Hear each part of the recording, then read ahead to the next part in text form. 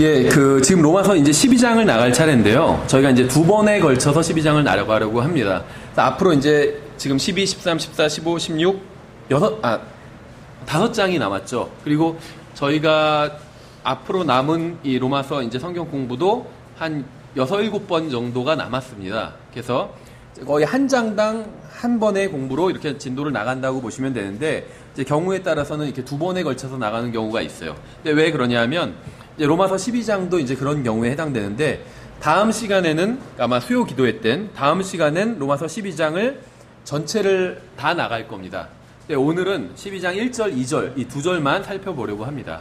왜냐면 아마 대부분 아실 거예요. 이 로마서 12장 1절, 2절은 헌신과 관련된 가장 이제 대표적인 그런 말씀이기 때문에 우리가 오늘 이 시간엔 로마서 12장에서 이 두 절만 살펴보고 다음 시간엔 로마서 12장 전체를 살펴보도록 하겠습니다. 예, 먼저 본문은 로마서 12장입니다. 로마서 12장 1절, 2절 이 두 절만 보도록 하겠습니다. 로마서 12장 1절, 2절 1절부터 그러므로 형제들아 내가 하나님의 긍휼을 힘입어 너희에게 간청하노니 너희는 너희 몸을 거룩하고 하나님께서 받으실 만한 살아있는 희생물로 드리라. 그것이 너희의 합당한 섬김이니라. 너희는 이 세상에 동화되지 말고 오직 너희 생각을 새롭게 함으로 변화를 받아 하나님의 그 선하시고 받으실 만하며 완전하신 뜻이 무엇인지 입증하도록 하라. 예, 이 구절은 성경에서 가장 정말 위대한 구절 중에 하나라고 볼 수 있습니다. 예, 잠깐 기도하고 시작하겠습니다. 은혜와 진리가 충만하신 하나님 아버지, 저희들 모여서 주님의 말씀을 공부할 수 있도록 인도해 주셔서 감사드립니다. 주님, 저희들이 단순히 주님의 말씀을 정말 머리로만 배워서 아는 것이 아니라 그 말씀에 순종하여 저희들의 삶을 온전히 주님께 내어드릴 수 있도록 주님 저희들을 도와주시기 원합니다. 감사드리며 우리 주 예수 그리스도 이름으로 기도드렸습니다. 아멘. 우리는 로마서 1장을 통해서 하나님께서 모든 사람에게 자신의 존재에 대해서 계시해 주셨음을 알 수 있어요. 로마서 1장에 분명히 나와 있습니다. 하나님께서 모든 사람에게 다 알만한 것을, 하나님을 알만한 것을 주셨다고 그랬어요. 저런 아프리카 오지에 사는 사람은 하나님을 알 수 없을 거야. 그건 우리의 생각이고, 하나님을 알만한 것을 다 주셨어요. 그래서 어느 누구도 변명할 수 없다. 이렇게 말씀하셨어요. 그러면 복음에 대해서 한 번도 들어가지 보지 못한 사람, 성경이나 교회가 한 번도 들어가지 않은 지역에 있는 사람들은 어떻게 구원받게 되는가에 대해서는 수련회 때 자세히 할게요. 이게 자꾸 수련회 광고를 해야지 오실 것 같아서 죄송합니다. 우리는 로마서 1장을 통해서 하나님의 영원하신 권능과 신격을 알 수 있어요. 성경에 그렇게 나와 있어요. 그렇죠? 로마서 2장과 3장에서는 인간의 타락한 본성이 무엇인지 말씀하고 있습니다. 인간의 타락과 죄에 대한 어떤 투쟁, 그리고 하나님께서 인간의 필요를 채워주시고 용서해주시고 또 구원해주시는 것에 대해서 말씀하고 있죠. 하나님께서 어떻게 우리를 은혜로 의롭게 해주시고 또 예수 그리스도의 사역을 통해 구속하시고 예수 그리스도의 피로 우리의 모든 죄를 씻어주셨는지에 대해서 말씀하고 있어요. 이 로마서 4장에서는 아브라함이 어떻게 믿음으로 의롭게 되었는지에 대해서 말씀하고 있습니다. 하나님께서 아브라함을 어떻게 의롭게 해주셨는지 말씀하고 있어요. 또 다윗이 어떻게 단순히 믿음으로, 하나님의 말씀을 믿음으로 의롭게 되었고 하나님께서 어떻게 그의 믿음을 또 의로 여겨주셨는지 말씀하고 있습니다. 5장에서는 아담의 죄로 인해 모든 사람이 죽게 되었는데 예수 그리스도의 죽음으로 모든 사람이 살게 되었다고 말씀하고 있어요. 그래서 하나님 앞에서는 두 사람뿐이 없어요. 아담과 예수 그리스도. 그래서 아담이 첫째 사람, 예수님이 마지막 사람. 예수님 이외에도 지금도 사람들 많이 태어나고 있지만 하나님 앞에서는 두 사람뿐이 없기 때문에 첫째 사람, 둘째, 마지막 사람 뿐이 없죠. 그래서 아담 안에 있던지 예수 그리스도 안에 있던지 둘 중에 하나라고 성경은 말씀하고 있는 것이죠. 로마서 6장은 우리가 단순히 우리의 인생을 예수 그리스도께 내어드리고 또 주님의 통제에 우리가 따르기만 하면, 그러니까 주님의 말씀대로 살기만 하면 어릴 때부터 우리를 억누르던 모든 죄와 어떤 죄의 문제로부터 승리할 수 있다고 말씀하고 있어요. 그렇죠? 그러니까 구원은 거저받지만 죄에게 승리하는 것은 공짜로 이루어지는 일은 아니라는 거예요. 이건 싸워야 된다는 거죠. 근데 그 싸움을 어떻게 하는지 비결이 나와 있다는 거예요. 7장에서는 승리하는 그리스도인들의 삶을 방해하는 것은 무엇인지가 나와 있어요.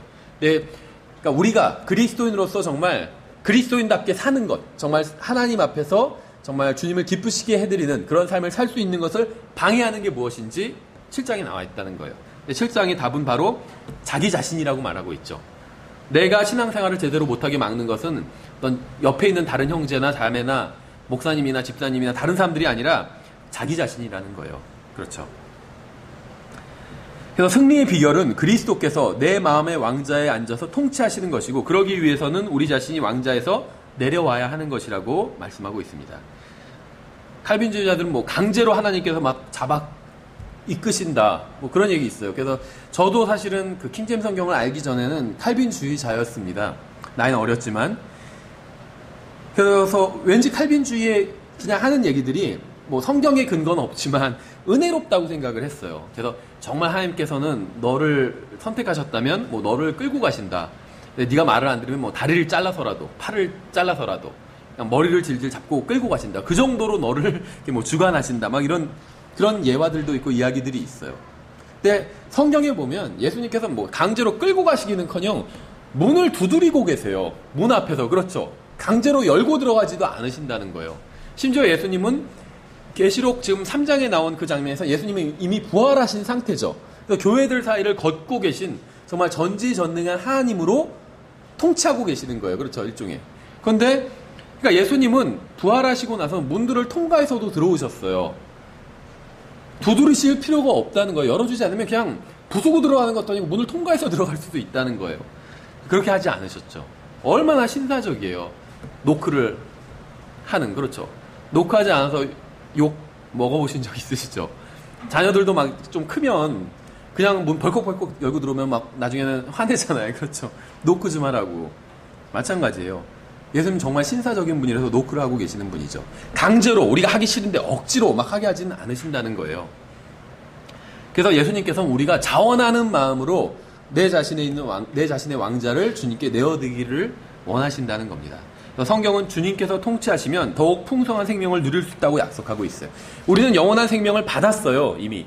그런데 주님께서 우리 가운데서 내 인생을 통치하시고 주관하시면 그냥 생명이 아니라 더욱 풍성한 생명을 누릴 수 있게 된대요. 영원한 생명을 제대로 누리면서 살 수 있게 되는 겁니다.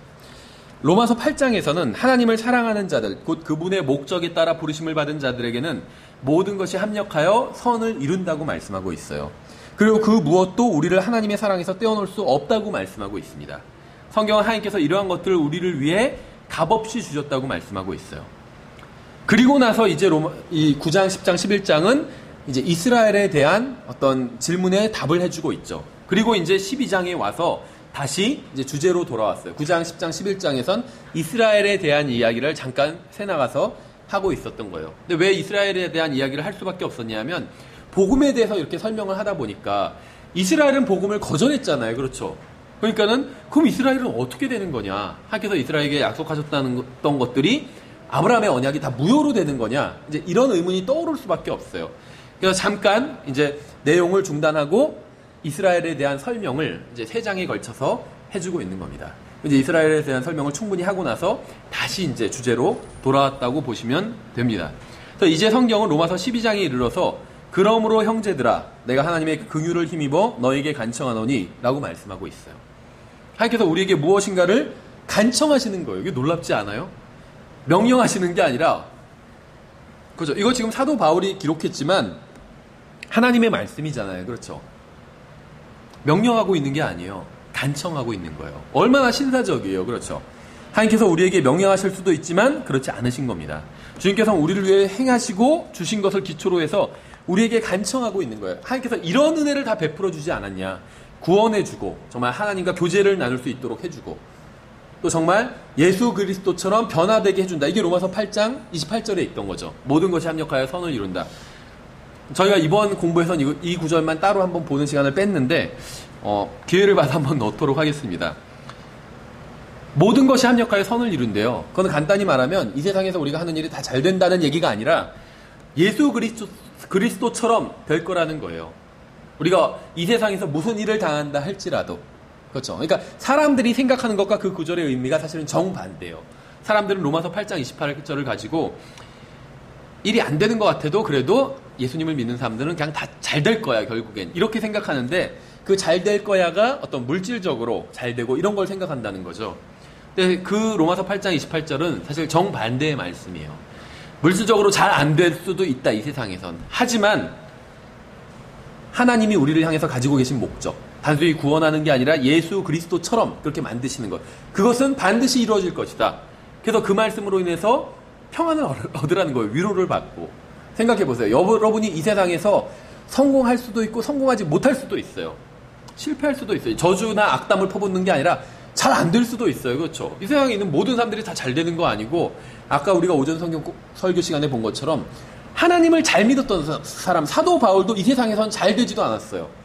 그러면은 그렇다고 해서 뭐 몸이 건강했던 것도 아니에요. 그렇죠? 의사를 데리고 다녔고, 누가? 그리고 나중에는 자기 몸에 병까지 났어요. 병을 고쳐달랬는데 하나님께서 고쳐주지 않으셨죠. 이 세상에서 잘 된 게 아니에요. 돈도 없고 몸도 아픈 거예요. 한마디로. 그렇죠? 하지만 하나님께서 바울을 향해서 가지고 계셨던 것, 그가 예수 그리스도처럼 변화되는 것, 그래서 영원히 예수 그리스도와 함께 교제를 나누는 것. 사도 바울은 지금 거의 1900년 동안 예수님과 교제를 나누고 있겠죠. 그거는 변함이 없다는 거예요. 그게 하나님께서 생각하시는 선이에요. 모든 것이 합력하여 선을 이루는 것, 그게 선이에요. 하나님께서 생각하시는 선은 무슨 좋은 대학에 가고, 그건 하나님 앞에서 아무것도 아니에요. 선도 아니고, 우리가 돈을 많이 벌게 되고. 생각해 보세요. 우리가 200만 원을 벌다가 500만 원을 벌게 됐다고 생각해 보세요. 그럼 그건 우리한테 굿, 선이죠. 하나님께는 그렇지 않아요.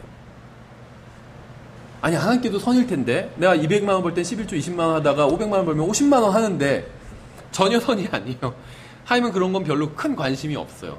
얼마를 냈느냐, 그건 관심이 없어요. 비율이 관심이 있지, 하나님께서는. 그렇죠? 과부는 적은 돈을 냈지만 자기가 가진 전부를 냈잖아요. 자기 마음을 그렇게 표현했어요. 그래서 하나님께서 그걸 칭찬하신 거지, 돈 액수 갖고 칭찬하신 거는 아니라는 거죠. 네, 그렇죠. 예, 그래서 성경은 어떤 물질적인 부를 약속해 주고 있지는 않아요. 그리스도인들에게.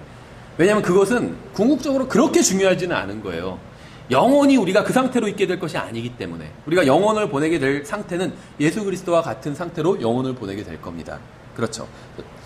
예, 그래서 성경은 이러한 것들, 엄청난 것들을 하나님께서 주셨어요. 정말 예수 그리스도와 같이 되는 것, 그 예수 그리스도 자체를 우리에게 주셨어요. 그렇죠. 그리고 나서 이제 요구하시는 겁니다. 이렇게 해줬으니까 너희도 한번 이렇게 해보는 게 어떻겠니? 정말 나이스한 부모님 아니에요? 그렇죠. 막 그냥 매 때리면서 그냥 해! 라고 하는 게 아니라 이렇게 해줄 걸 다 해줬어요, 이미. 그렇죠. 사달라는 거 다 사주고 다 해줬어요. 그리고 나서 이젠 너도 이렇게 한번 해봐라. 네가 그렇게 못하면 내가 너 가만두지 않을 게가 아니라 도와줄게. 내가 무엇을 기도해야 될지 모를 때 그것도 상관없어. 기도도 내가 도와줄게. 성령님께서 도와주신다고 하고 있잖아요. 우리의 연약함을 도와주신다고 하고 있잖아요. 그렇죠. 그러니까 로마서는 지금 성도들을 협박하기 위해서 쓴 게 아니라 안심시키기 위해서 썼어요. 너희가 믿은 복음은 이거고, 너희가 하나님 안에 있다는 거, 그리스도 안에 있다는 거는 이만큼 좋은 일이다. 안심해라. 너희가 실패해도 괜찮다, 상관없다. 성령님께서 도와주실 거야. 지금 그 얘기를 하고 있는 거예요. 그래서 이제 이렇게 많이 혜택을 베풀어 줬으니까 이제 그러므로 한번 이렇게 해보는 게 어떻겠냐. 그게 너희한테 훨씬 더 유익하다. 지금 그 얘기를 하고 있는 겁니다. 그러므로라는 말은 결론을 내릴 때 사용하는 접속사죠. 그러니까 하나님께서 우리에게 긍휼을 베풀어 주셨기 때문에 그러므로라고 말할 수 있는 거예요. 아무도 그것도 주시지 않았다면 그러므로라고 말할 수가 없죠. 그런데라고 말해야 되죠. 아무것도 준 건 없지만 그래도 한번 해봐라, 이렇게 얘기하셔야 되는데, 이미 많은 걸 주셨고 가장 하나님께서 아끼는 것 예수 그리스도죠. 예수 그리스도를 주셨기 때문에 그러므로라고 말씀하실 수 있는 겁니다. 그러므로 형제들아, 내가 하나님의 긍휼을 힘입어 너희에게 간청하노니, 우리는 지옥에 가야 할 사람들이었지만 하늘나라로 가게 되었습니다. 우리는 받을 자격이 없었지만 영원한 생명과 새 예루살렘을 상속받게 되었습니다. 이 모든 것은 하나님께서 우리에게 큰 은혜를 베풀어 주셨기 때문에 가능한 거예요. 주님께서는 이러한 것들을 베풀어 주시고 나서 이제 한 가지 간청을 하시는 겁니다. 그러면서 형제들아 이렇게 부르고 있죠. 성경은 간청을 받는 대상이 형제들이라고 말씀하고 있어요. 성경은 하나님께서 우리에게 해주신 일들을 말씀하신 후에 이제 우리도 하나님께 무엇인가를 드려야 한다고 말씀하고 있습니다. 성경은 구원받지 못한 사람들에게 그리스도인의 삶을 살라고 말하고 있는 게 아니에요. 구원받지 못한 사람에게 너희 인생을 하나님께 바쳐라, 그런 말씀을 하고 있는 것이 아니에요. 그건 아무런 의미가 없어요. 구원받지 않은 사람은 하나님께 인생을 바치는 게 아무런 의미가 없어요. 구원받지 않은 사람은 구원받아야 돼요. 구원받은 사람만이 하나님께 인생을 바쳐야 의미가 있어요. 왜 그럴까요? 구원받지 않은 사람 안엔 예수 그리스도가 없어요. 그래서 그 사람이 하나님께 인생을 바쳐도 그것을 자기가 사용하게 돼요. 그 인생을. 근데 자기가 물론 이제 좋은 의도로 사용할 수 있죠. 내가 정말 하나님을 위해서 살아봐야겠다. 그런 사람 많아요. 구원받지 않았으면서도 하나님을 위해서 살아야겠다는 사람. 신부들, 카톨릭 신학대학 가면 수두룩해요. 그런 사람. 그렇지만 그런 인생은 함께 받아들여지지 않는다는 거예요. 왠지 아세요? 그 사람들이 못났기 때문이 아니에요. 우리보다 훨씬 잘난 사람들 많아요. 왜 받아들이지 않냐면 하나님의 기준은 예수 그리스도이기 때문에 그래요. 하나님의 영광에 이르지 못했기 때문에. 아무리 사람이 잘나도 하나님의 영광에 이를 수는 없어요. 그러면 하나님께 받아들여질 수 없는 겁니다. 하나님께서 받아들여주시는 유일한 인생은 예수 그리스도의 인생밖에 없어요. 근데 우리가 우리의 인생을 예수님께 내어드리면 이제 예수님께서 자신의 인생으로 사시는 거예요. 우리 안에서. 그럼 그 인생은 하나님께서 받아주실 수가 있는 거예요. 그렇죠. 그래서 구원받은 사람들에게 형제들아 라고 얘기하고 있는 거예요. 구원받은 사람들만 얘기하는 거예요. 형제는. 그래서 우리가 교회에서는 구원받은 사람들한테 형제라고 불러야 돼요. 구원받지 않은 사람한테 형제라고 부르면 안 돼요. 그렇죠. 누구누구 씨 이렇게 부를 수밖에 없어요. 근데 그게 참 쉽지는 않더라고요. 교회에 오랫동안 다녔는데 어떤 분은 본인이 구원받지 않았다고 분명히 밝힌 분이 있어요. 아직 예수님을 영접하지 않았다고. 그런데도 형제라고 부르시는 분들도 있어요. 그건 잘못된 겁니다. 좀 힘들겠지만 형제라고 부르면 안 돼요. 어쨌든지 간에 구원받은 사람들에게 간청하고 있어요. 성경은 구원받지 못한 사람들에게 그리스도인의 삶을 살라고 하지 않습니다. 하나님을 모르는 사람들에게 거룩하게 살라고 말씀하시는 게 아니에요. 그 사람들은 할 수도 없어요. 구원받지 못한 사람들은 하나님께서 만족하실 만한 삶을 살지 못합니다. 구원받지 못한 사람은 구원받은 사람처럼 살 수 없어요. 그런 일은 결코 일어나지 않습니다. 성경은 지금 형제들에게 말하고 있어요. 성경은 이 세상 사람들에게 말하고 있는 것이 아니라 형제들에게, 구원받은 사람들에게 말하고 있습니다. 성경은 세상 사람들에게 주님께 너 자신을 내어드려라, 주님을 사랑해라 이렇게 말씀하고 있지 않아요. 형제들에게 말씀하고 있는 거예요. 만약에 여러분이 구원받았다면, 그리스도 안에서 형제 자매라면 지금 이 말씀은 여러분에게 하시는 말씀이에요. 성경은 예수님께서 예수 그리스도를 통해 해주신 일을 근거로 여러분에게 간청하고 있는 겁니다. 하나님께서는 다른 사람이 아닌 여러분이 자신의 아들을 아끼지 않고 주신 하나님을 위해서 살기를 원하세요. 다른 사람이 하나님을 위해서 사는 걸 원하시는 게 아니라 여러분이 하나님을 위해서 살기를 원하십니다. 저 사람 왜 저렇게 살아? 그렇게 생각하실 필요가 없어요. 남들 보면서. 여러분이 하나님을 위해서 어떻게 살 것인가 이걸 생각하시면 됩니다. 로마서 12장은 구원받은 사람들에게 하시는 말씀이에요. 여러분이 예수 그리스도를 믿고 구원받았다면 지금 여러분에게 하시는 말씀입니다. 너희는, 주님께서는 지금 우리 각 사람에게 말씀하고 있는 것이죠. 너희, 우리 한국말로는 그냥 너희지만 영어로는 이게 단수로 되어 있어요. 개인에게 말씀하고 계신 거예요. 주님의 간청은 우리에게 개인적으로 하시는 겁니다. 주님과의 관계는 개인적인 거예요. 우리 아버지가 아무리 하나님을 잘 믿어도 내가 하나님을 잘 믿지 못한다면 그건 아무런 의미가 없어요. 집사람이 아니면 남편이 아무리 하나님을 열심히 섬겨도 내가 잘 섬기지 않는다면 의미가 없어요. 우리 아버지가 아무리 예수님을 믿고 구원받았다 할지라도 내가 구원받지 않았다면 그건 아무런 소용이 없어요.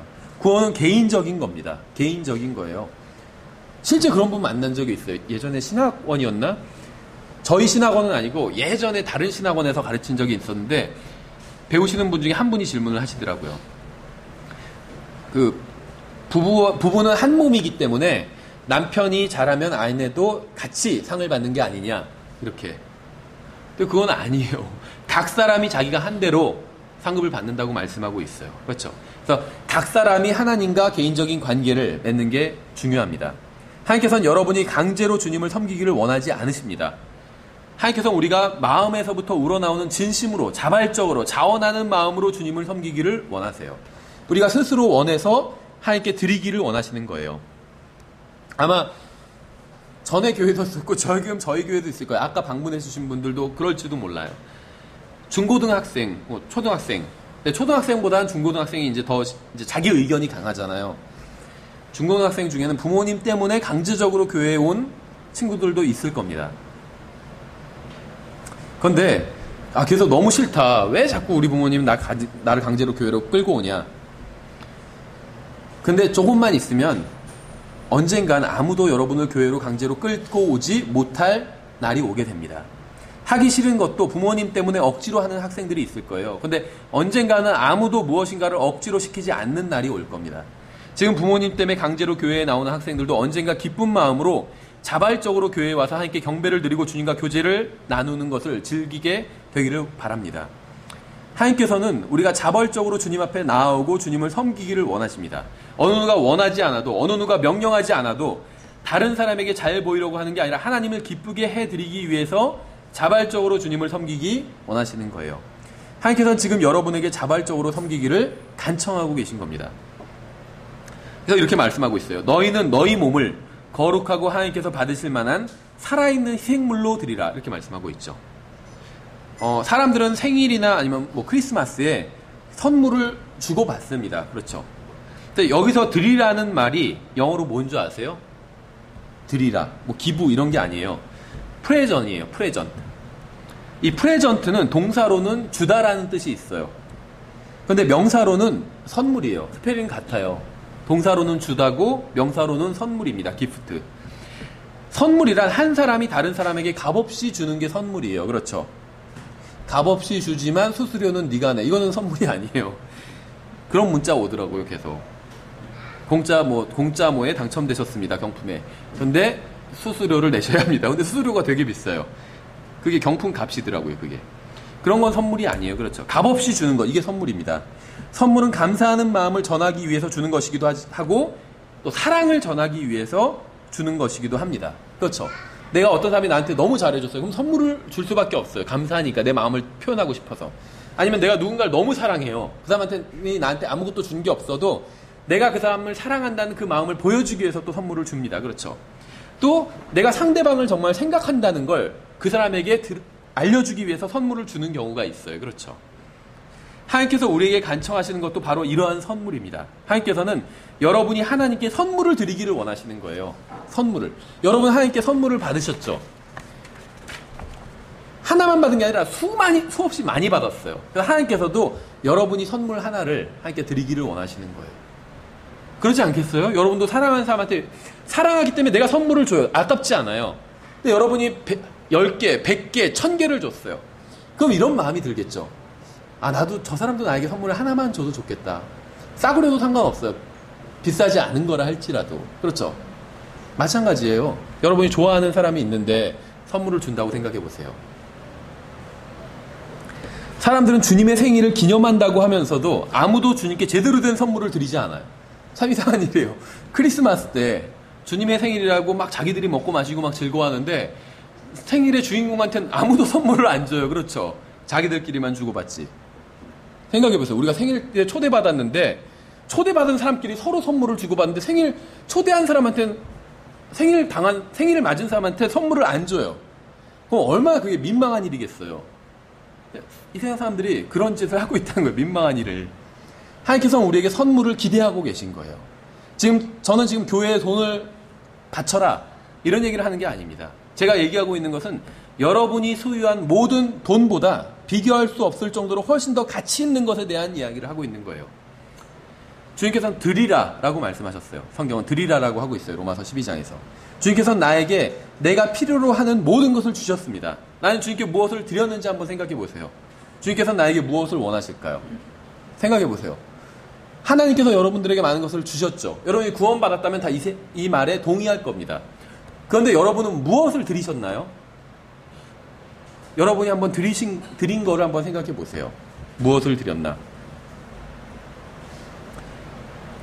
그러므로 형제들아, 내가 하나님의 긍휼을 힘입어 너희에게 간청하노니 너희는 너희 몸을 거룩하고 하나님께서 받으실 만한 살아있는 희생물로 드리라. 이렇게 말씀하고 있어요. 하나님께서 원하시는 것은 여러분의 몸입니다. 하나님께서는 여러분이 다른 사람의 몸을 드리는 것을 원하지 않아요. 다른 사람이 무엇을 하든 상관하지 마세요. 하나님께서는 여러분이 저를 드리는 것을 원하지 않습니다. 여러분은 다른 사람을 하나님께 드릴 수 없어요. 하나님께서는 그런 것을 명령하신 적이 없어요. 다른 사람의 몸을 드리라 이렇게 말씀하신 적이 없어요. 하나님께서는 여러분으로부터 받기를 원하시는 거예요. 그것은 바로 여러분의 몸이라는 겁니다. 예전에 저는 그분을 비판하는 게 아니에요. 그분 훌륭한 점 많다고 생각해요. 근데 예전에 어떤 분이 서울시장 하시면서 서울시를 하나님께 드린 적이 있죠. 그랬다가 사람들한테 욕먹었잖아요. 서울시가 왜 당신 거냐? 왜 당신 마음대로 하나님께 드리냐?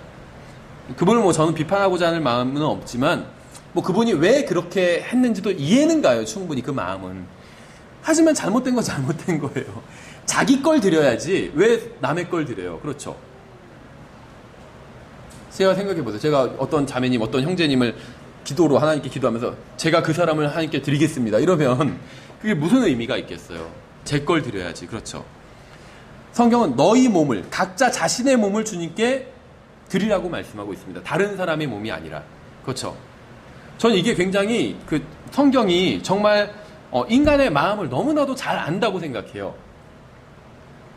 그냥 몸을 드려라 이러면 다른 사람의 몸을 드릴까봐 너희 몸을. 그렇죠. 남편에게 순종하라 하면 남의 남편한테 순종은 해요. 남의 남편이 하는 말. 그러니까 자기 남편한테 순종하죠. 그래서 자기 남편에게 순종하라 이렇게 돼 있어요. 아내를 사랑하라 그러면 남의 아내를 사랑하려고 하니까 자기 아내를 사랑하라고 이렇게 말씀하고 있어요. 이상한 것 같지만 저는 이게 굉장히 대단하다고 생각해요. 너무 사람의 마음을 잘 알아요. 그렇죠. 생각해보세요. 남의 교회에 와서 남의 남편에게 대하는 것처럼 집에서 자기 남편한테 대해보세요. 가정이 엄청난 변화가 일어날 거예요. 집에서 자기 남편한테는 대부분 잘 안 대하거든요. 정말 신앙이 아주 좋은 자매님들도 대부분 잘 대하지 않아요. 마찬가지로 다른 사람의 아내들한테 대하는 것처럼 나이스하게 대하겠죠. 교회에선. 집에서 자기 아내한테 그렇게 나이스하게 한다면 가정이 변화되겠죠. 그렇죠. 성경은 자기 몸을, 너희 몸을 드리라고 말씀하고 있어요. 자, 다른 설교할 때는 예를 들었었는데 실제 있었던 일이에요. 좀 오래됐는데 과거에 어떤 형제는 저한테 그러는 거예요. 형제님 왜 헌신을 안 하세요? 그러는 거예요. 근데 제가 충격을 받았어요. 왜 충격을 받았냐면 저는 이제 그때도 교회에서 일하고 있었을 때예요. 근데 그것 때문에 충격받은 게 아니라 저는 그 형제를 보면서 저 사람은 왜 헌신하지 않을까 그 생각을 하고 있었거든요. 근데 그 사람, 제가 봤을 땐 헌신도 안 하고 뺀질뺀질하게 다니는 형제였는데 저한테 그러는 거예요. 그러니까 서로 그렇게 생각했던 거예요. 저 형제는 왜 헌신하지 않을까 서로. 하나님께서 원하시는 게 아니었죠. 나는 왜 헌신을 안 했는가 이걸 내가 생각하기를 원하세요. 하나님께서는. 그래서 나의 몸을 바치기를 원하는데 서로 남의 몸을 서로 하나님께 바치려고 했던 거예요.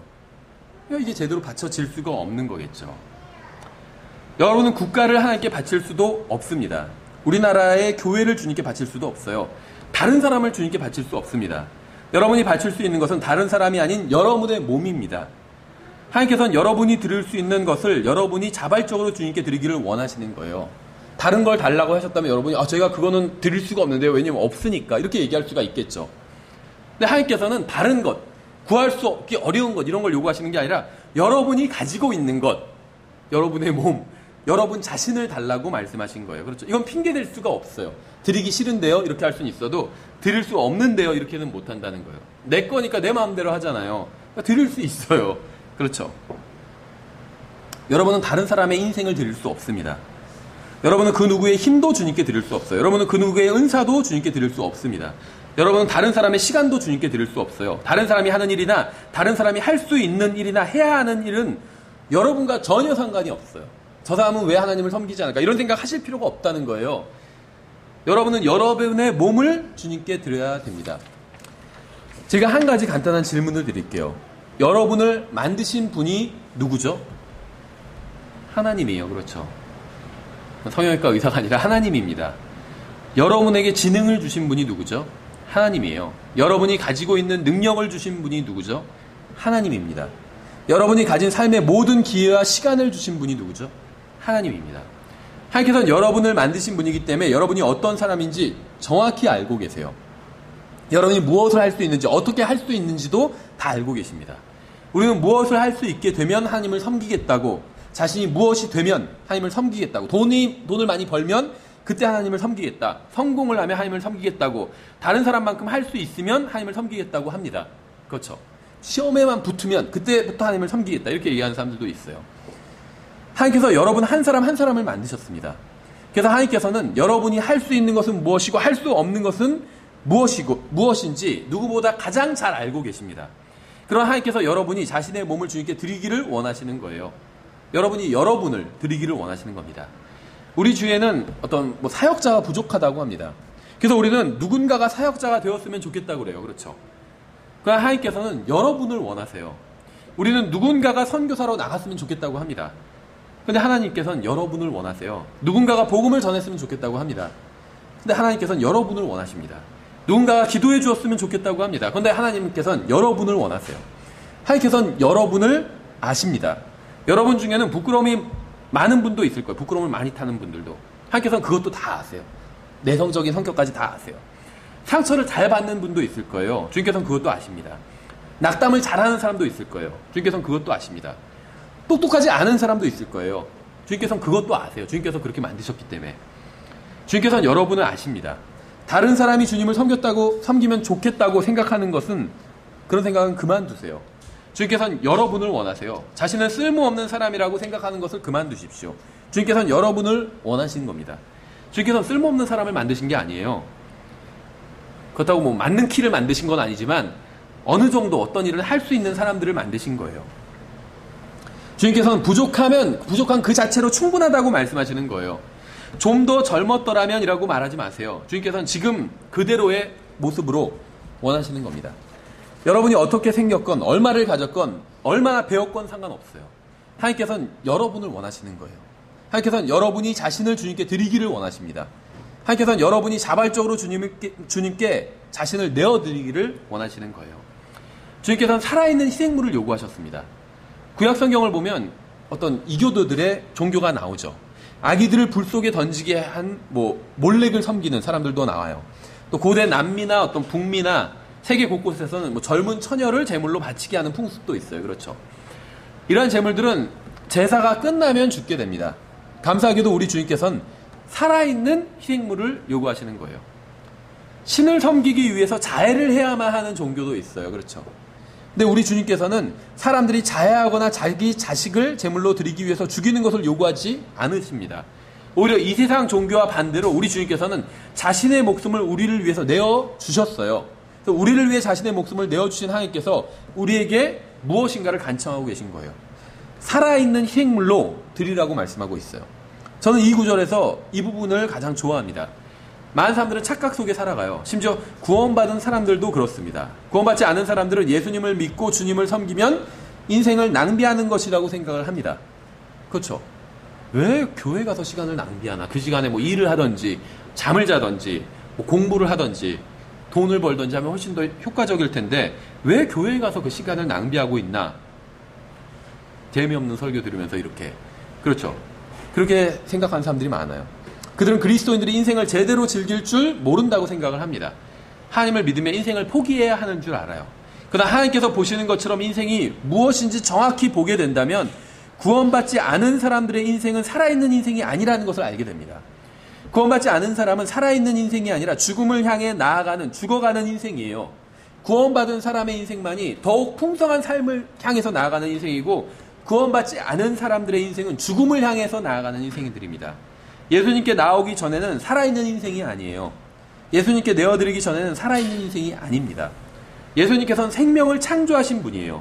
여러분이 살고 있는 그 생명을 창조하신 분이 바로 예수님입니다. 예수님은 여러분이 죽기를 바라시는 게 아니라 참된 생명을 누리고 참된 인생을 살기를 원하십니다. 구원받지 않은 사람이 참된 인생을 사는 게 아닌 것처럼 육신을 따라 사는 사람도 참된 삶을 사는 게 아닙니다.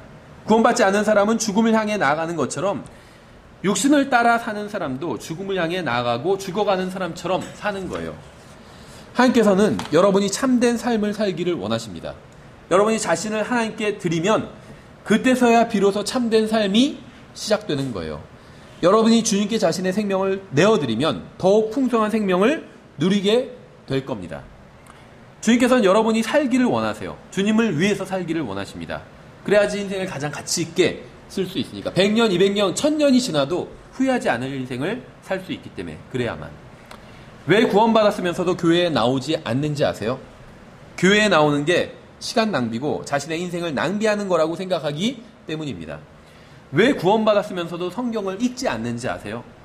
성경을 읽는 게 시간 낭비고 자신의 인생을 낭비하는 것이라고 생각하기 때문이에요. 왜 구원받았으면서도 복음을 전하지 않는지 아세요? 복음을 전하는 게 시간 낭비고 자신의 인생을 낭비하는 것이라고 생각하기 때문입니다. 왜 구원받았으면서도 기도하지 않는지 아세요? 기도하는 게 시간 낭비고 인생 낭비라고 생각하기 때문이에요. 왜 구원받았으면서도 교회에 나오지 않고 성경을 읽지 않고 복음을 전하지 않고 기도하지 않고 주님께 자신을 내어드리지 않는지 아세요? 구원은 받았지만 예수님을 온전히 믿지 못하기 때문입니다. 예수님께서 자신의 인생을 예수님께 드리면 예수님께서 그것을 망쳐버릴 거라고 생각하기 때문에. 그래서 주님께 자신을 내어드리지 못하는 거예요. 예수님이 내 몸을 주관하는 것보다 내가 내 몸을 주관하는 게 훨씬 더 낫다고 생각하기 때문에, 한마디로 내가 예수님보다 더 낫다고 생각하기 때문에 주님께 내어드리지 못하는 거예요. 하나님께서는 살아있는 희생물을 원하십니다. 여러분이 지금 살아있을 때 자신을 주님께 희생물로 드려야 돼요. 죽고 나면 희생물로 드릴 수가 없어요. 살아있는 희생물을 드리라고 하셨잖아요. 살아있을 때 드려야 돼요. 여러분이 주님을 위해 사는 살아있는 희생물이 되기를 주님께서 원하시는 거예요. 너희 몸을 살아있는 희생물로 드리라고 말씀하셨죠. 주님께서 원하시는 것은 나의 몸을 주님께 희생물로 드리는 겁니다. 주님께서는 희생물을 원하시는데 바로 살아있는 희생물을 원하시는 거예요. 주님을 위해 죽을 수도 있다고 하는 사람들이 있어요. 그렇죠. 그리고 주님을 위해서 실제로 죽은 사람들도 있어요. 어떠세요? 여러분은 주님을 위해서 죽으실 수 있겠어요? 하나님께서는 지금 여러분에게 주님을 위해서 죽으라고 말씀하지 않으세요. 반대예요. 오히려 주님을 위해서 살으라고 말씀하고 있어요. 주님을 위해서 살라고. 주님께서 원하시는 건 살아있는 희생물이에요. 주님을 위해 거룩하고 하나님께서 받으실 만한 삶을 살라는 거예요. 살아있는 희생물로 드리라고 말씀하고 있죠. 우리는 희생물이 의미하는 게 무엇인지 알고 있어요. 희생은 무엇인가 가치 있는 것을 포기하는 게 희생이에요. 그렇죠. 어떤 사람을 위해서 내 가치 있는 것을 포기하는 것, 이게 희생입니다. 쓰레기를 버리는 건 희생이 아니에요. 가치 없는 걸 버리는 건 그냥 쓰레기를 버린 거예요. 그건 희생이 아니에요. 구약시대는 황소나 양을 희생물로 드렸어요. 이게 가치 없는 걸까요? 있는 걸까요? 황소. 비싼 거예요. 옛날에는 대학 등록금 다 소 팔아서 보내주셨잖아요, 부모님들이. 그래서 대학을 뭐 우골탑 막 이렇게 부르죠. 상아탑이라고 하면 우골탑. 그 소뼈로 만든 건물이다, 대학이. 이렇게 부르는 거예요. 부모님들이 다 소 팔아서 시골에서 대학 보내고 그래서. 소는 집안의 재산이에요. 그렇죠. 구약시대에는 소를 드렸어요. 희생물로. 한번 희생물로 드리면 다시 그것을 집으로 가져올 수 없습니다. 소를 끌고 가요, 희생물로 드리러. 그래놓고 보여드리고 그 다음에 다시 집으로 갖고 와요. 그건 희생물로 드린 게 아니죠. 생각해보세요. 제가 여러분에게 무엇을 준다고 하면서 한번 보여줘요. 그거 다시 제가 갖고 가요. 그럼 그건 준 게 아니에요. 그렇죠. 우롱한 거지. 준 게 아니에요. 제가 무슨 말을 하는지 아시겠어요? 하나님께서는 이 몸 안에 살고 있는 내가 자신을 주님께 드리기를 원하십니다.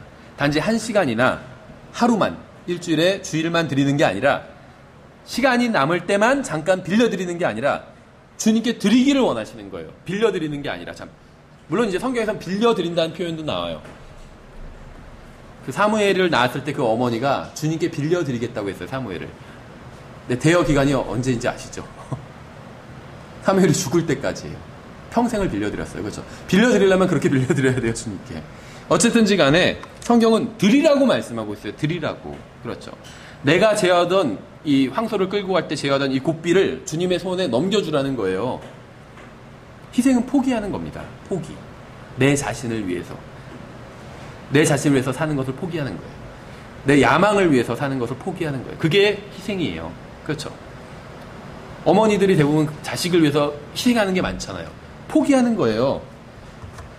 어떤 자녀들은 어머니랑 같이 있는 게 재미없다, 지루하고 그런 아이들도 있어요. 그렇지 않아? 아니야? 근데 어머니도 그럴 때가 있어요. 지루할 때가 있어요. 자녀들이랑 있는 게 재미없고. 근데 자녀들을 위해서 포기하는 거예요. 희생한 거예요. 그렇죠. 하나님께서는 자신이 여러분의 인생을 통제할 수 있게 해달라고 말씀하시는 겁니다. 여러분이 교회에 올 것인지 말 것인지를 주님이 결정하게 해달라고 하는 거예요. 여러분이 기도회에 나올 것인지 말 것인지를 주님이 결정하게 해달라고 하는 겁니다. 여러분이 성경을 읽을지 말지를 주님이 결정하게 해달라고 하는 겁니다. 여러분이 복음을 전할지 말지를 주님이 결정하게 해달라고 하는 겁니다. 여러분이 여가를 어떻게 보낼지를 주님이 결정할 수 있게 해달라는 거예요. 여러분이 무엇을 위해, 누구를 위해 기도해야 할지를 주님이 결정하게 해달라는 겁니다. 여러분의 인생을 주님께 드리라는 거예요. 결정권을 넘겨드리라는 거예요. 우리는 하나님을 믿고 있나요? 여러분은 주님을 신뢰하고 있습니까? 주님께서 생명을 창조하신 분이고, 여러분을 만드신 분이고, 여러분을 구원하신 분이고, 인생을 가장 잘 아시는 분이라고 믿고 있나요? 하나님께서는 여러분에게 헤아릴 수 없이 큰 은혜를 베풀어 주셨어요. 여러분을 인격적으로 대해 주셨습니다. 여러분을 협박하신 적도 없어요. 왜냐하면 하나님께서는 이미 여러분에게 자신이 신뢰할 만한 존재라는 걸 보여주셨기 때문에. 여러분과 하나님 중에 누가 더 똑똑한가요? 누가 더 인생을 제대로 살 수 있을까요? 인생을 누가 더 잘 알고 있을까요? 여러분이 하나님보다 더 인생을 제대로 알고 있다고 생각한다면 하나님께 여러분의 인생을 내어드리지 않아도 됩니다. 그러나 하나님께서 더 잘 알고 있다고 믿는다면 하나님께 내어드려야만 합니다. 거룩하고 이렇게 말씀하고 있죠. 거룩하다는 것은 깨끗하다는 겁니다. 순수하다는 거예요. 구별되었다는 겁니다. 하나님께 드려졌다는 거예요. 하나님께서 여러분에게 요구하시는 게 바로 이것입니다. 여러분의 생각과 힘과 능력과 재능과 시간과 은사를 주님께 드리라는 거예요. 구별해서 따로 떼어내서. 그렇죠. 이게 거룩이에요. 예전에 아버지 밥만 따로 떼어내서 아랫목에 딱 어머니가 따로 두시잖아요. 그렇죠. 아이들이 못 먹게. 그렇게 따로 떼어놓으라는 거예요. 짜투리를 놓지 말고 먹다 남은 거 아버지께 드리지 말고 따로 가장 좋은 밥을 골라서 따로 떼어놓으셨잖아요. 그게 거룩이에요. 그렇죠. 그 기준으로 보면 우리는 거룩하지 않죠. 시간이 날 때 주님을 좀 섬겨볼까나 하다가 또 딴 거 할 때 많잖아요. 그렇죠.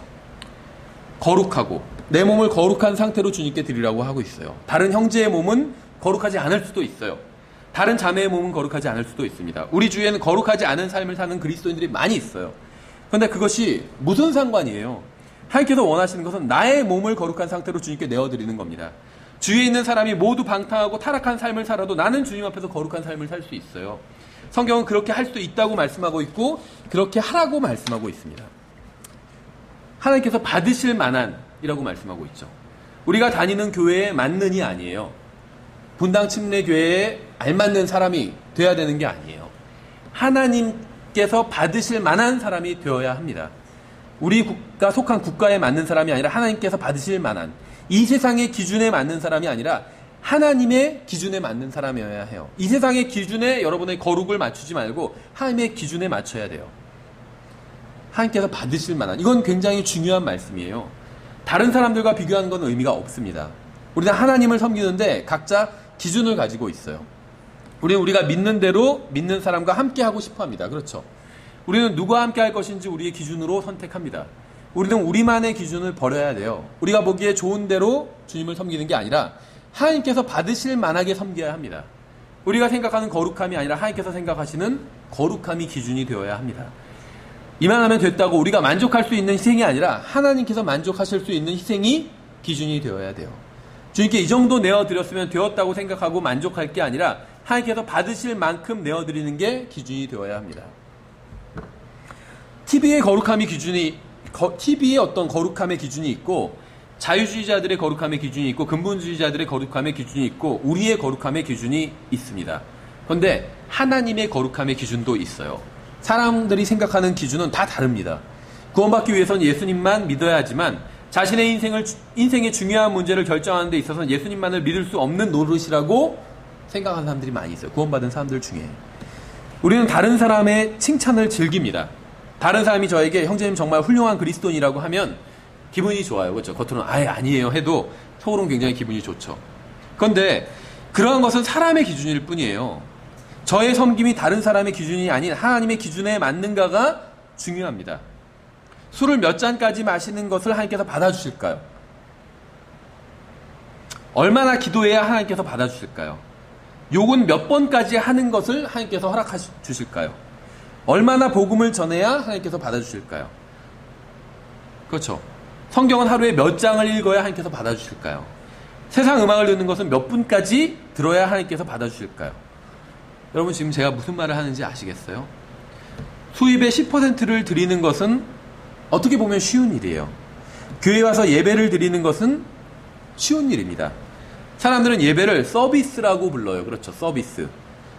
영어로는 예배를 서비스라고 불러요. 월십이라고 안 하고 그건 이제 경배고 보통 서비스라고 이렇게 해요. 예배가 섬김이라는 거죠. 섬김. 근데 사실 이건 섬김이 아니에요. 그렇죠. 우리는 여름에는 에어컨이 나오고 겨울에는 히터가 나오는 곳에 앉아 있어요. 이건 섬김이 아닙니다. 찬송 좀 부르고 지금처럼 지루한 어떤 설교 좀 듣고 돈 좀 내는 것, 이건 섬김이 아니에요. 여러분의 몸을 드리는 것이 섬김입니다. 성경에서 말씀하시는. 로마서 12장 1절은 하나님께서 받으실 만한 것을 드려야 한다고 말씀하고 있어요. 이것은 우리의 기준을 내려놓고 하나님의 기준을 붙드는 것을 의미합니다. 우리는 우리가 원하는 대로, 마음대로, 하고 싶은 대로 해놓고 그것을 섬김이라고 불러요. 그렇죠. 그러니까 그건 섬김이 아니에요. 하나님께서 받으실 만한 것만이 섬김입니다. 그렇다면 무엇이 하나님께서 받으실 만한 것일까요? 우리가 우리의 기준을 버리고 자신을 주님께 거룩하고 살아있는 희생물로 드리는 것만이 하나님께서 받으실 만한 것입니다. 성경은 합당한 섬김이라고 말하고 있어요. 합당한 섬김. 우리가 우리 자신을 주님께 내어드리는 것, 이걸 합당한 섬김 이렇게 부르고 있어요. 성경은 우리가 자신을 하나님께 살아있는 희생물로 드려야 한다고 말씀하고 있어요. 그리고 이것이 바로 합당한 섬김이다 이렇게 부르고 있죠. 합당한 섬김이란 말은 영어로는 reasonable service라고 해요. reasonable service. 이거는 그러니까 우리가 합당한이라고 번역했지만 합리적이고 이성적이고 정상적이라는 의미죠. 리저너블 하다 어떤 사람이. 그러면 합리적이고 이성적이고 정상적이라는 얘기예요. 무슨 말인지 아시겠어요? 우리가 우리 전 생애를 내 인생 중에 딱 1년만이 아니라 전 생애를 나의 어떤 작은 부분이 아니라 나의 모든 것을 주님께 내어드리는 것을 아주 합리적이고 이성적인 섬김이다. 성경은 그렇게 부르고 있다는 거예요. 우리는 지옥에 가야 할 사람들이었습니다. 우리 스스로 그 길을 벗어날 수는 없었어요. 하나님께서 우리가 예수 그리스도를 믿는다는 그 이유 하나만으로 우리를 용서해 주시고 영원한 생명을 주셨습니다. 주님께서 우리를 용서해 주시고 영원한 생명을 주셨을 뿐만 아니라 우리에게 필요한 모든 것을 주셨어요. 우리에게 필요 없는 건 안 주셨어요. 와, 이상하다. 하나님께서 안 주신 것도 있는데 그건 필요 없어서 안 주신 거예요. 필요한 모든 것을 주셨어요. 주님께서 우리에게 자신을 드리라고 요구하신다고 해서 이것이 합당하지 않은 요구일까요? 주님의 요구가 지나친 걸까요? 합당하지 않은? 로마서 12장 1절은 우리가 우리의 온 마음과 혼과 힘과 생각과 인생을 주님께 드리는 것이 합당하고 지극히 정상적이고 합리적인 일이라고 말씀하고 있습니다. 이런 식으로 설교하면 어떤 사람들은 이건 너무 광신적이다. 일주일에 하루에 교회 가면 됐지. 11조 내면 됐지. 무슨 인생 전체를 드리라고 하고 무슨 몸을 드리라고 하고 그건 광신자들이나 그렇게 하는 거지. 이렇게 얘기를 하죠. 근데 성경은 이것은 광신적인 섬김이라 이렇게 말씀하고 있지 않아요. 우리의 몸을 주님께 다 내어드리는 것을 합당한 섬김이다 이렇게 말씀하고 있어요. 어떤 사람들은 전적으로 자신을 주님께 내어드리는 것은 너무 극단적이지 않나? 예수님 믿어도 좀 적당히 믿지 뭘 그렇게 극단적으로 믿냐 이렇게 얘기할 수 있는 사람도 있어요. 그런데 성경은 이것이 극단적인 섬김이다 이렇게 말하고 있지 않고 합당한 리저너블 서비스, 합당한 섬김이다 이렇게 말씀하고 있습니다. 이 세상의 관점에서는 자신의 모든 것을 하나님께 전적으로 드려서 주님을 위해 사는 것이 극단적이고 미친 짓일지 모르지만 하나님 앞에서는 전적으로 합당하고 이성적인 일을 하는 겁니다. 너희는 이 세상의 동화를 받지 말고 이렇게 말씀하고 있어요. 주님을 섬기는 데 있어서 이 세상과 같은 방식으로 생각하지 말라는 거예요. 이 세상은 적당히 종교 생활을 하는 것은 좋지만 하나님께 자신을 온전히 드리는 것은 미친 짓이라고 얘기를 합니다. 그렇죠? 그건 광신자들이나 그렇게 하지 이렇게 얘기를 해요. 이 세상의 생각은 하나님을 믿는 것은 좋아. 그래 네가 교회 다니는 건 좋아. 이렇게 얘기하는 사람들이 있죠. 근데 좀 적당히 믿어야지. 이렇게 얘기하는 사람들이 있어요. 하나님을 믿는 것은 좋지만 모든 것을 다 내어드릴 수는 없다는 거예요. 근데 로마서 12장 2절은 그런 생각을 버리래요. 그건 이 세상의 생각이기 때문에. 하나님을 가르치려고 들지 말고 하나님께 배우라는 거예요. 하나님께서 자신의 전 인생을 주님께 드리는 것이 합당하다고 말씀하셨으면 그게 맞는 거예요. 아닌데요, 주님? 그건 미친 짓인데요? 그냥 조금 드리고 자기도 자기 삶을 살아야죠. 주님 무슨 말씀하시는 거예요? 잘 모르시는 것 같은데 이렇게 생각하지 말고 주님을 가르치려 들지 말고 주님께서 말씀하시면 그래 저 말씀이 맞는 말씀이다. 저렇게 해야지. 그렇게 생각하라는 거예요. 오직 너희 생각을 새롭게 함으로 변화를 받아 이렇게 말씀하고 있죠. 이 말씀도 구원받은 사람들에게 하시는 말씀입니다. 구원받은 대부분의 사람들의 문제가 무엇인지 아세요? 구원받아 새롭게 시작한 인생을 옛 마음을 가지고 옛 방식대로 살아간다는 겁니다. 옛 마음이 무엇인지 아세요? 옛 마음. 나의 인생을 다른 누군가에게 내어줄 수 없다는 거예요. 그렇죠. 구원받기 전에 그렇게 생각하지 않으셨어요? 내 인생을 누가 마음대로 하겠다고 그러면 내 인생을 자기한테 달라고 그러면 제가 구원받기 좀 미친 사람이라고 생각했을 거예요. 그렇죠? 왜 내 인생을 왜 내가 너한테 주니? 그랬을 거예요. 그렇죠? 그게 옛 마음이에요. 나의 인생의 주인은 나라는 것. 이게 옛 마음이에요. 하나님께서 내 인생에 관여하시는 것은 위험하다고 생각하는 것. 이게 내가 가지고 있던 옛 마음입니다. 예수 그리스도는 내 인생의 주인이 아니라는 것, 이게 옛 마음이에요. 내 인생은 내 마음대로 살아야 한다는 것. 우리는 구원받기 전에 이런 생각을 가지고 있었어요. 문제는 구원받고 나서도 여전히 이런 생각을 갖고 있다는 거예요. 구원받기 전에 가지고 있던 생각 그대로 내 인생의 주인은 나야. 예수님께서 내 인생을 마음대로 사신다는 건 절대 말이 되지 않아. 이렇게 생각하고 있다는 거예요. 그래서 성경은 뭐라고 말씀하고 있냐면 우리의 생각이 변화를 받으래요. 구원을 받았지만 생각이 그대로인 사람들이 굉장히 많아요. 구원받았으면 생각도 바꾸라는 거예요. 우리가 가서 영혼을 보낼 곳이 바뀌었어요. 운명이 바뀌었어요. 생각도 바꾸라는 거예요. 그렇죠. 내 인생의 주인은 나라는 생각이 변해야 됩니다. 그래서 내 인생의 주인은 내가 아니라 전능하신 하나님이라고 바뀌어야 합니다. 그래서 자신을 더 이상 자신을 신뢰하지 않고 주님을 신뢰해야 돼요. 자신의 가장 좋은 것을 주님께 드려야 됩니다. 이 세상은 여러분을 놔주지 않아요. 여러분이 구원받았다고 해서 포기하지 않습니다. 무슨 말인지 아세요? 여러분이 구원받기 전에 받지 못하도록 철저히 눈을 가리고 막아서요. 그렇죠. 예수님을 만나지 못하도록. 근데 여러분이 구원을 받았어요. 그럼 어떻게 하는지 아세요? 아휴, 이제 저 사람은 구원받았으니까 어쩔 수가 없구나 하고 마귀가 포기하는 게 아니에요. 좋아, 네가 구원은 받았어. 죽어서 하늘나라에 가는 건 좋아. 하지만 이 세상에서는 계속해서 내 뜻대로 살아야 돼. 이렇게 한다는 거예요, 마귀는.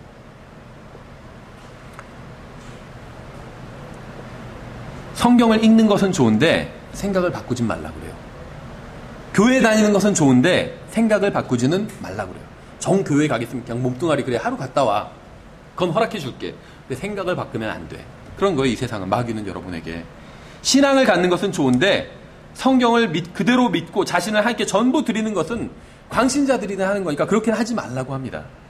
구원받았다고 해서 자동으로 생각이 바뀌는 게 아닙니다. 여러분은 생각을 새롭게 함으로 변화를 받아야 돼요.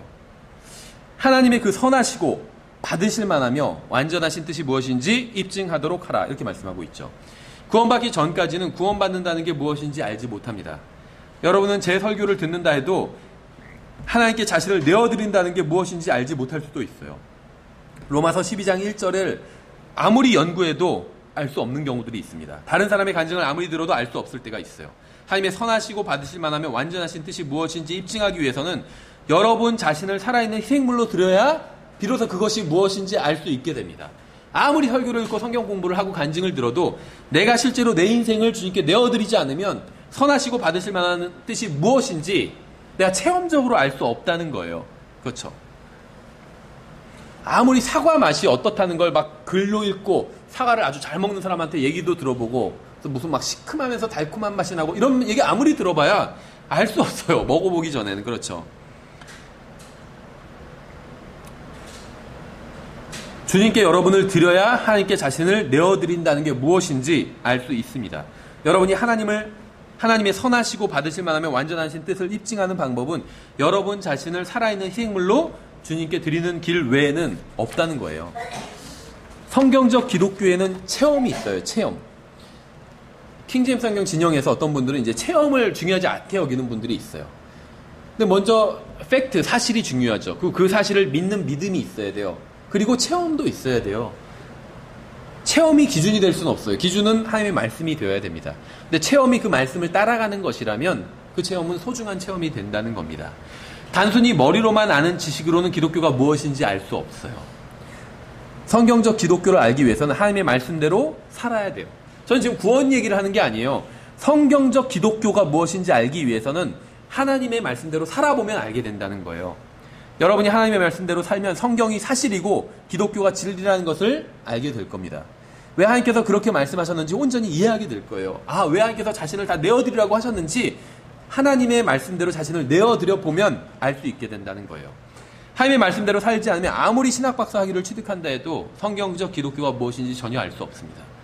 우리는 살아계신 하나님을 믿고 저에게는 살아계신 구원자가 계시고 살아있는 말씀이 있고 살아있는 믿음을 가지고 있어요. 하나님의 말씀대로 살고 자신을 온전히 내어드리기 전에는 이것이 무슨 말인지 이해하지 못하게 된다는 겁니다. 여러분은 하나님의 선하시고 받으실 만하며 완전하신 뜻이 무엇인지 입증해야 해요. 그러기 위해서는 이 세상의 생각을 버리고 하나님의 말씀으로 변화를 받아야 합니다. 여러분 자신에 대한 통제권을 주님께 넘겨드려야 돼요. 이것이 성경에서 말씀하시는 합당하고 이성적이고 합리적인 섬김입니다. 이 세상 사람들은 젊은 사람이 자신의 인생을 포기하고 먼 지역으로 가서 복음을 전하는 것은 미친 짓이라고 합니다. 그러나 자신을 지옥에서 구원하여 주시고 영원한 생명을 주신 주님의 명령에 순종해서 사람들에게 복음을 전하는 게 진정 미친 짓일까요? 이 세상은 오직 자신과 자신의 가족만을 위해 사는 것만이 합리적인 거라고 이야기를 합니다. 그러나 주님의 눈앞에서도 그것이 합리적인 것일까요? 100년이 지난 후에도 200년이 지난 후에도 그것이 합리적이고 이성적인 그러한 인생이었다고 평가할 수 있을까요? 만약 하나님이 존재하지 않고 우리를 구원해 주지도 않으셨고 우리를 대속해 주지도 않으셨고 우리를 위해서 십자가 위에서 피를 흘리고 죽지도 않으셨고 영원한 생명 같은 것도 없고 하늘나라도 없다면 우리의 인생을 하나님께 살아있는 생물로 드리는 것은 미친 짓일 겁니다. 그러나 이 모든 것이 사실이라면 우리가 주님께 우리 자신을 우리 자신보다 더한 것을 내어드린다 할지라도 그건 미친 짓이 아니라 온전한 짓이고 선한 것이고 합당한 섬김이라는 거예요. 그러므로 형제들아, 내가 하나님의 구원을 힘입어 너희에게 간청하노니 너희는 너희 몸을 거룩하고 하나님께서 받으실 만한 살아있는 희생물로 드리라. 그것이 너희의 합당한 섬김이니라. 너희는 이 세상에 동화되지 말고 오직 너희 생각을 새롭게 함으로 변화를 받아 하나님의 그 선하시고 받으실 만하며 완전하신 뜻이 무엇인지 입증하도록 하라.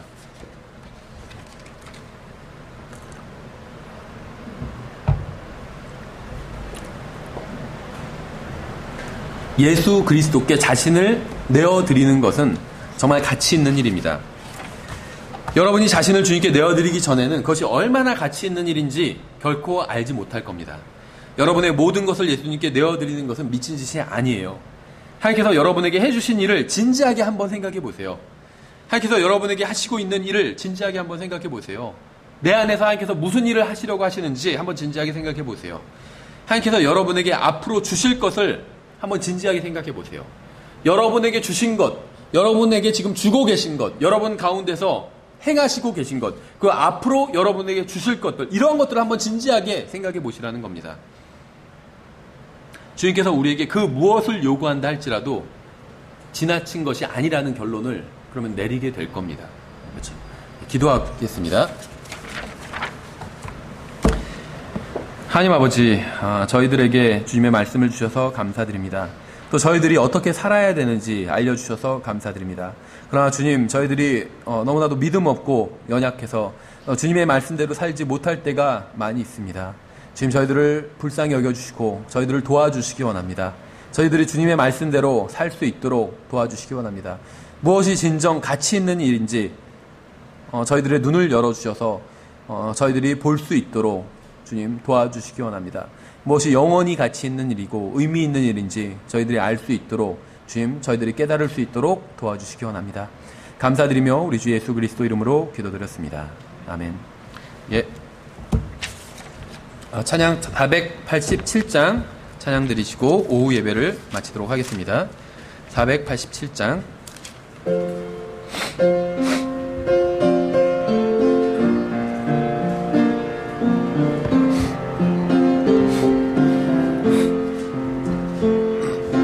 죄짐 맡은 우리 구주 어찌 좋은 일인지 걱정 근심 무거운 짐 우리 주께 맡기세 주께 고함 없는 고로 복을 얻지 못하네 사람들이 어찌하여 아랠 줄을 모를까 시험 걱정 모든 괴로움 없는 사람 누군가 부질없이 낙심 말고 기도 드려 아뢰세 이런 진실하신 친구 찾아볼 수 있을까 우리 약함 아시오니 어찌 아니하될까. 근심 걱정 무거운 짐 아니 진자 누군가. 피난처는 우리 예수 주께 기도드리세. 세상 친구 멸시하고 를 조롱하여도 예수 품에 안기어서 참된 위로 받겠네. 아멘. 예.